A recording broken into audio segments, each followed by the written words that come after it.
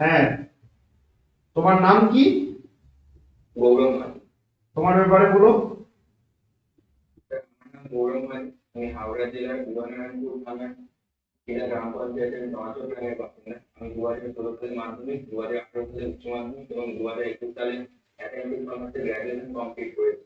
তো বর্তমানে আমি বিভিন্ন প্রতিযোগিতামূলক পরীক্ষার প্রস্তুতি নিচ্ছি এবং আমার হবি ক্রিকেট খেলা, ক্রিকেট দেখা। বিভিন্ন প্রতিযোগিতার পরীক্ষার প্রিপারেশন নিচ্ছ, আবার পুলিশে তুমি আসছো মানে কেন? পুলিশে কেন আসছো? কারণ তার মেন কারণ স্যার বেকারত্ব। আমার যেটা মনে হয় আমাদের রাজ্যে যেরকম পুলিশের পরীক্ষাটা নিয়মিত হয় না, পরীক্ষা নিয়মিত হয় না। তাই আমি প্রতিযোগিতামূলক পরীক্ষার প্রস্তুতির সময় বুঝতে পারলাম পুলিশের পরীক্ষাটা নিয়মিত হচ্ছে। তাই আমি মানে সিস্টেমের দোষ তুমি দেখতে পাচ্ছ?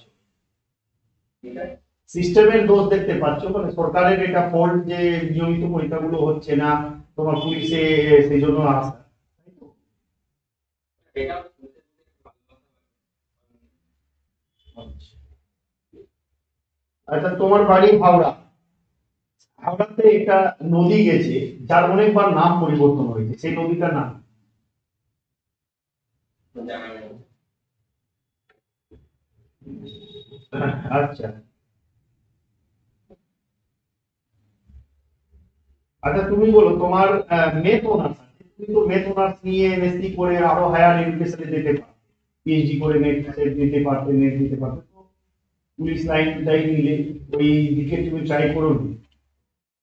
হ্যাঁ স্যার, এদিকে আমার আর্থিক অবস্থাটা ভালো ছিল না, ওটা হায়ার করতে তারপর থেকে বিভিন্ন প্রতিযোগিতামূলক প্রস্তুতি পড়াশোনা শুরু করি। আচ্ছা। পুলিশ ব্যবস্থায় তোমার লেখা তোমার সামনে কিছু রকম সমস্যা ফিল হচ্ছে, যে যেগুলো প্রবলেম আছে, যেগুলো সলভ করা উচিত? হ্যাঁ স্যার, আমাদের এখানে কিছু প্রবলেম আছে, যেমন এখানে কিছু আমাদের স্থানীয় নেতা মানে সরকারের কোনো পারমিশন ছাড়াই থেকে মালিক তুলে নিচ্ছে, পুলিশ সেগুলো থেকে করছে। এগুলো মনে হয় মানে করা ভালো। আচ্ছা। আর এমনি পুলিশ সিস্টেমে নেগেটিভিটি কিছু আছে? আমার স্যার এই মুহূর্তে জানা নেই। আচ্ছা, তুমি বলো যে পুলিশ কমিশনারের অফিস কোটা আছে পশ্চিমবঙ্গে? করা ওটা, আচ্ছা। শিলিগুড়ি পড়ে? ঠিক আছে। শিলিগুড়ি পড়ে সেটার মধ্যে কমিশনারেটের হ্যাঁ মধ্যে? আচ্ছা, তোমার এরিয়াটা হাওড়া, হাওড়াতে পঞ্চায়েতের মধ্যে পড়ো না পৌরসভা? পঞ্চায়েতে কোটা স্তর থাকে? তিনটে সর্বোচ্চ স্তর কি? জেলা। আচ্ছা, তোমার বিধানসভাটার নাম কি? বিধানসভা এমএলএ কে আছেন? মাননীয় সৌমেন কুমার পাঁজা। আচ্ছা, পশ্চিমবঙ্গে বিধানসভার সিট সংখ্যা কটা আছে? 16টা। পশ্চিমবঙ্গে বিধানসভার সিট? জানা নেই এই মুহূর্তে। আচ্ছা ম্যাম। আচ্ছা, মনে করে এটা তুমি বলতে পারমানেন্ট পারিবারিক যারা পার্টিসিপেট করছে আর সেটা সেটা স্টেট দিচ্ছে না। তো তুমি যখন কনস্টেবল হয়ে যাবে, তুমি এটা কিভাবে হ্যান্ডেল করো? ধর তুমি এক কনস্টেবল আছো, তুমি এটা কিভাবে হ্যান্ডেল করো? আমার মনে হয় যে কনস্টেবলের এতটা খুব বেশি পাওয়ার দেওয়া হয় পুলিশ ডিপার্টমেন্টে যে জায়গায় সব কিছু করতে পারে। আমি আমার উদ্বোধনী কর্তৃপক্ষ আমি তাকে ব্যাপারটা বুঝিয়ে বলবো তিনি যা করার করেন করুন, তারপর আমাকে যদি কিছু নির্দেশ দেয় আমি সেটা নিতে পারবো। ধন্যবাদ। তোমার ম্যাথমেটিক্সে অনার্স করে, তাই তো? আর শুধু অন্যান্য কম্পিটিটিভ এক্সাম দিয়েছো, পুলিশ বাদে? হ্যাঁ, আমি পুলিশ বাদে এসএসসি সিজিএল দিয়েছি, এইচএস এর এমপিএস। মানে সেন্ট্রালের এক্সাম। তুমি কনস্টেবলের ধরো চাকরিটা পেয়ে গেলে, তো তারপরে ধরো সিজিএল বলো, এমপিএস বলো বা সিজিএল বলো, কোনো একটা সেন্ট্রালের এক্সামে তুমি পাস করে গেলে চাকরিটা পেয়ে গেলে, ওখানেও চাকরিটা তুমি কোয়ালিফাই করে গেলে। তো তখন কি তুমি কনস্টেবল পদটা ছেড়ে কি জবে সুইচ করবে? না ম্যাডাম, আমি এখনো সেইভাবে কোনো ভাবিনি, তবে মনে হয় আমি পুলিশে চাকরি পাই, আমি পুলিশেরই কোনো ডিপার্টমেন্টে করার চেষ্টা করবো। পুলিশের জব, পুলিশেরই কোনো উচ্চ পদে যাওয়ার চেষ্টা করবো। সেটা তুমি পেলে না, তুমি সিজিএল এ চাকরি পেয়ে গেলে, তখন কি করবে? তখন তো অবশ্যই দিয়ে দিই। পুলিশকে তখন ছেড়ে দিবে তুমি? মানে পুলিশের চাকরি করতে সেরকম তোমার কোনো সহানুভূতি বা ভালোবাসা বা রেসপেক্ট সেরকম নেই, তাই তো? একটা ওরকম ব্যাপার না, ভালোবাসা তো আছে, দেখে নিয়ে আসছি। না, তোমার অ্যান্সারে মনে হচ্ছে যে একটু না ছাড়া ভাব আছে। তো মানে হলো হলো, না হলো, কোনো অসুবিধা নাই, ভালো অপশন পেলে আমি পুলিশে চলে যাব, জাস্ট কিছু নেই বলে আমি পুলিশে আসছি, এরকম ব্যাপারটা দেখা যাচ্ছে, তাই কি? হ্যাঁ, সেটা আচ্ছা, পুলিশের মেন কাজ কি? পুলিশের কাজ মনে হয় কোনো অঞ্চলে শান্তি রক্ষা করা, নিয়ম কানুন ঠিকঠাক আছে কিনা লক্ষ্য করা, কোনো মানে খারাপ কিছু কাজ হলে সেইগুলোকে শনাক্ত করা এবং দোষীদের শাস্তি দেওয়া, এগুলোই। আইসি থানার ওসি থানার মধ্যে পার্থক্য কি আছে? ওসি থানা মানে যে থানার আর কি যে ভারপ্রাপ্ত অফিসার থাকে তিনি অফিসার ইনচার্জ, আর আইসি থানার ইন্সপেক্টর ইনচার্জ। তুমি একজনকে অ্যারেস্ট করে নিয়ে আসলে, ঠিক আছে, তাকে কত ঘন্টার মধ্যে ম্যাজিস্ট্রেটের কাছে পৌঁছাতে হবে? 24 ঘন্টা। 24 ঘন্টা। এবার ধরে নাও তাকে ওখান থেকে শাস্তি দেওয়া হবে, ঠিক আছে, তারপরে তুমি ওকে থানাতে নিয়ে আসলে, আবার ও রিলিজ হয়ে গেল, শাস্তিটাও রিলিজ করে দিল, দিয়ে আবার ঘুরে আবার কোনো অপরাধ করেছে, আবার ওকে একই অপরাধ করেছে, একই অপরাধে আবার ওকে তুমি অ্যারেস্ট করবে। তো একই অপরাধের জন্য দুবার শাস্তি দেওয়া যাবে না, এটা কোন অধিকার মানে আর্টিকেল, কত নম্বর আর্টিকেলে পড়ে সংবিধান? আর্টিকেল 20 সম্ভব। 20 সম্ভবত।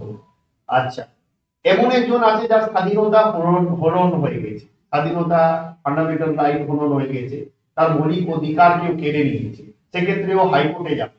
তো হাইকোর্ট একটা লেখ জারি করে, তো সেই লেখটা কত নম্বর আর্টিকেলের মাধ্যমে হাইকোর্ট লেখটা বের করবে? 224। 224। হ্যাঁ, সুপ্রিম কোর্ট বলে 224।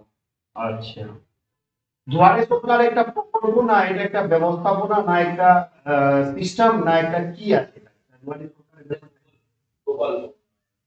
আচ্ছা, ঠিক আছে গৌরব মাঝি, তুমি এবার নর্মাল হয়ে যাও, তোমার সাথে কিছু কথা আছে। ঠিক আছে। প্রথমে সবচেয়ে ইম্পর্টেন্ট যে কথাটা, তোমার প্রথম ইমপ্রেশনই আমাদের ইন্টারভিউ নেওয়ার মজাটাকে স্টপ করে দিবে। কেন?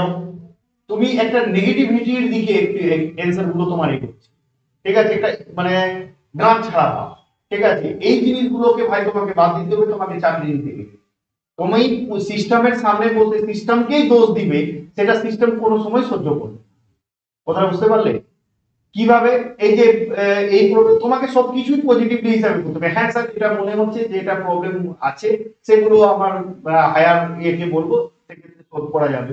যেমন তোমাকে বলে যদি বলা হয় যে পুলিশের কোনো সমস্যা বা পুলিশের কিছু নেগেটিভিটি, এই জিনিসগুলো বলে দেখেন স্যার, আমার তো যতদূর আমি জানি বা আমার চোখে দেখা পুলিশের সেরকম কোনো নেগেটিভিটি নেই। হ্যাঁ, তবে অনেক মানুষ আছে যে হয়তো পুলিশের ব্যাপারে সেভাবে নাম ছড়াচ্ছে, কিন্তু আমার জানা যতদূর যে সেরকম পুলিশের কোনো নেগেটিভিটি নেই, ঠিক আছে।